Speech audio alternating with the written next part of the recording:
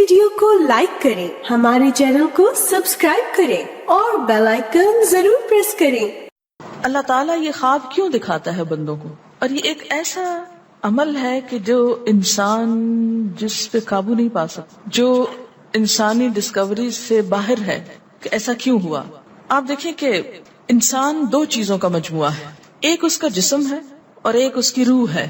جہاں یہ دونوں آپس میں ایک دوسرے سے موافقت کرتے ہیں، ایک دوسرے کے ساتھ کوآرڈینیٹ کر رہے ہیں، وہاں یہ ایک دوسرے سے کشمکش بھی کرتے ہیں۔ بعض اوقات جسمانی خواہشات روح پر غالب آ جاتی ہیں، بعض اوقات روحانی کیفیات جسم پر غالب آ جاتی ہیں۔ عام طور پر دن میں جب ہم دنیا کے کام کر رہے ہوتے ہیں تو ہمارا جسم ایکٹیو ہوتا ہے، اور اس کا نتیجہ کیا ہوتا ہے کہ روح کی جو کار فرمائیاں وہ ذرا لو ہو جاتی۔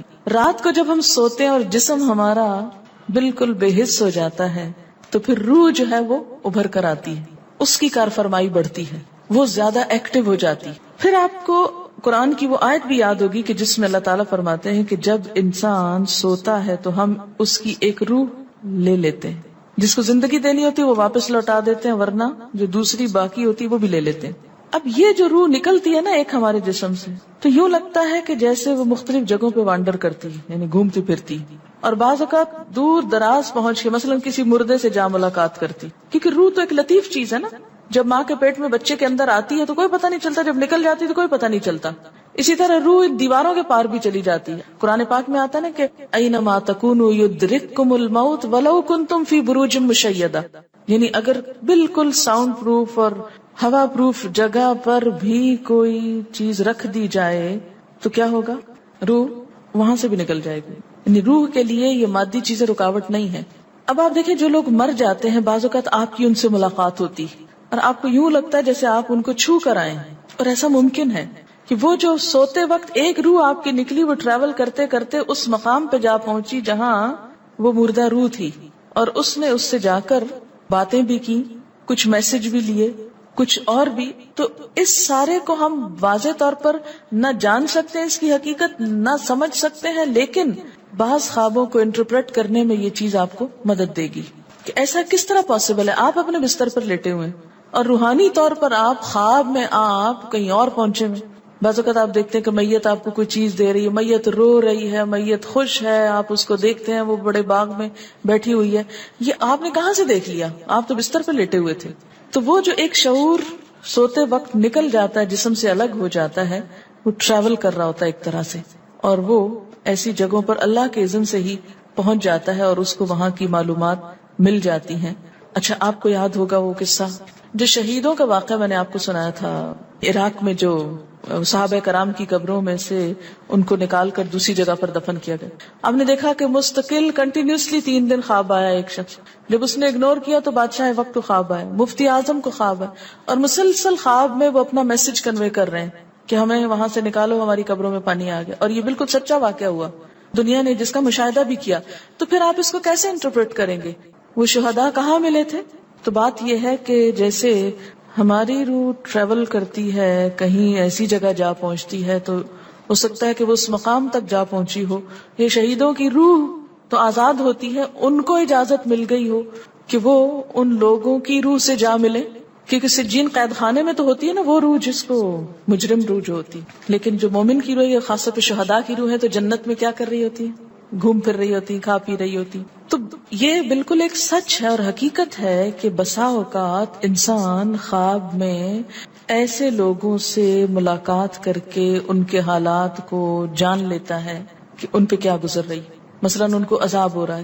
یہ عام بات ہے نا کہ میت کو جس حال میں دیکھو اسی حال میں ہوتی، یعنی اگر خواب میں دیکھیں کسی نے اپنے والدین کو دیکھا کہ وہ بہت رو رہے ہیں فوت ہونے کے بعد، تو کیا کرنا چاہیے؟ ان کی طرف سے صدقہ دعا کرنی چاہیے۔ یہ بھی اللہ کی ایک رحمت ہوتی ہے کہ ان کو موقع دے دیا جاتا ہے کہ وہ اپنا میسج کنوے کر دیں ایک طرح سے۔ وہ اس کے دل کی بات نہیں ہوتی، الا یہ کہ آپ کسی انسان کے بارے میں بہت برا گمان رکھتے ہیں اور آپ اسے دیکھتے ہیں کہ وہ رو رہا ہے یا کچھ، لیکن کئی اور لوگ دیکھتے ہیں کہ وہ ہنس رہا ہے، کھیل رہا ہے، تو اس کا مطلب یہ ہے کہ پھر آپ ان دو کا کنٹرڈکشن کیسے دور کریں گے؟ تو پھر آپ یہ دیکھیں گے کہ جس نے خواب دیکھا ہے اس کا اپنا نظریہ اس شخص کے بارے میں کیا تھا، کیونکہ اس کی اپنی بدگمانی تو نہیں اندر چھپی ہوئی تھی کہ جو سوتے وقت اوپر ابھر آئی اور اس نے وہ روپ اس طرح کا دکھا دیا، پھر وہ حدیث نفس میں آ جائے گی، دل کی بات میں وہ چیز آ جائے گی۔ ٹھیک، تو نبوت کا جیسے انبیاء علیہ السلام کو کچھ غیب کی خبریں دے دی جاتی تھی، اسی طرح عام انسانوں کو خواب کے ذریعے کچھ غیب کی خبریں دے دی جاتی ہیں، لیکن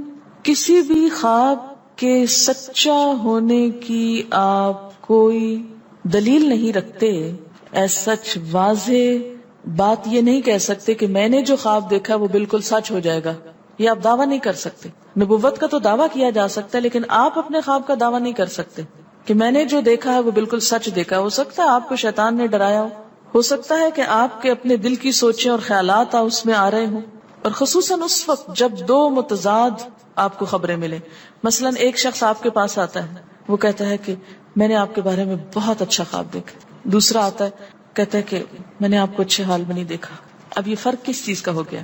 اس کے اپنے گمان کا فرق ہے. ایک آپ کے بارے میں گمان اچھا رکھتا ہے، وہ آپ کو اچھا دیکھنا چاہتا ہے لہٰذا وہ آپ کو اچھا دیکھ رہا ہے، اور دوسرا آپ سے حسد رکھتا ہے اور وہ آپ کو ہر قیمت پہ ختم ہوتے دیکھنا چاہتا ہے. وہ ویسے تو مار نہیں سکتا آپ کو، لہٰذا خواب میں مار لیتا ہے اور خواب میں آپ کا حال برا دیکھ لیتا ہے. تو وہ خواب دراصل کیا ہوتا ہے؟ اس کی اپنے نفس کی بات ہوتی ہے. اسی طرح بعض لوگ جو جھوٹ سے بچتے ہیں، دھوکے سے بچتے ہیں، جن کے اندر منافقت نہیں ہوتی، جن کے دل بالکل صاف ہوتے ہیں، ان کو بھی بعض اوقات ایسے خواب آتے ہیں کہ جو بالکل واضح حقیقت ایک طرح سے نظر آ جاتی. لیکن کوئی شخص یہ خود سے دعویٰ نہیں کر سکتا کہ جو میں نے دیکھا ہے وہ میرے دل کی بات نہیں اور وہ بالکل بڑی سچائی ہے، جب تک کہ وہ چیز عملاً سامنے نہ آ جائے.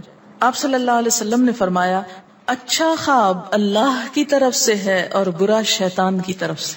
یعنی اگر آپ کسی کو برا دیکھ رہے ہیں یا کسی کی برائی دیکھ رہے ہیں تو وہ دراصل کیا ہے؟ شیطان ہے آپ کے اندر، جو آپ کو اس شخص کے خلاف یا کسی خاص واقعے کے خلاف بھڑکا رہا ہے، اور آپ اپنی تسلی کر لیتے ہیں خواب کے ذریعے. فرمایا پس جب کوئی شخص پسندیدہ خواب دیکھے تو اسے صرف اس شخص سے بیان کرے جس سے محبت اور اعتقاد ہے. یہ میرا مشورہ نہیں، نبی صلی اللہ علیہ وسلم کا ہے آپ سب کے لیے. بخاری اور مسلم کی روایت ہے کہ جب کوئی اچھا خواب آپ دیکھیں تو کیا کریں؟ اس کو بتائیں جس سے آپ محبت رکھتے ہو، وہ آپ سے بھی رکھتا ہو اور جس پر آپ کا اعتماد ہو. جیسے حضرت یعقوب علیہ السلام نے کیا کہا تھا بیٹے کو کہ مجھے تو بتا دیا، بھائیوں کا نہیں بتانا.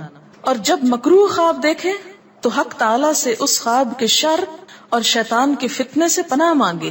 جب برا خواب دیکھے تو اس خواب کے شر اور شیطان کے فتنے سے پناہ مانگے کہ شیطان بہکانے لگا انسان کو. اچھا آپ دیکھیں کہ بعض اوقات یہ ہوتا ہے کہ جسے ہمارا کسی سے اختلاف ہوا ہے، عقیدے میں، گھر کے جھگڑے میں، کسی ذاتی اس میں، تو ہم کمزور ہوتے ہیں، مجبور ہوتے ہیں، اس کو کچھ کہہ نہیں سکتے. تو پھر ہم بعض اوقات اپنی تسکین کیسے کرتے ہیں؟ خوابوں میں کرتے ہیں. مثلاً ایک لڑکا کسی سے شادی کرنا چاہتا ہے اور وہ کر نہیں پاتا، اس کو وہ رشتہ مل نہیں رہا، تو وہ خواب میں دیکھتا ہے کہ اس کی شادی اس سے ہو گئی اس لڑکی. تو بعض خوابوں کی نوعیت بس صرف اتنی ہوتی، اس سے زیادہ اس کی حقیقت نہیں ہوتی. اچھا بعض اوقات جیسے کسی سے ضد ہے، عداوت ہے، دشمنی ہے آپ کی، اب آپ اس کو خواب میں برا دیکھ رہے ہیں، اس کی برائی دیکھ رہے ہیں، تو یہ دراصل کیا ہے؟ شیطان کا شر ہے جو آپ پہ غالب آ گیا ہے. آپ اس کی برائی چاہتے ہیں، ویسے کچھ کر نہیں پاتے، مجبور ہیں آپ، تو آپ خواب کے ذریعے وہ اپنی تسلی کر لیتے ہیں.